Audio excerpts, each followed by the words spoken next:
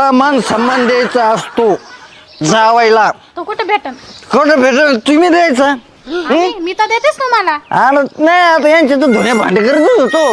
आता तिथे तू वाढली म्हणजे मी तुम्हाला एवढे जड झाले का? तुमच्या घरचे खाते का माझ्या बापाचं खाते? मी माझ्या बापाच्या घर आले, तुमच्या घरी आले का?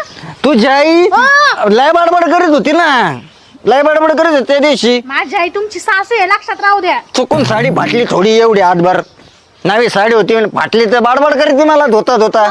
ताईला काय आवाज चाललाय? ताई बरं झाली तू आली. बरं झाली. कुठे गेलते?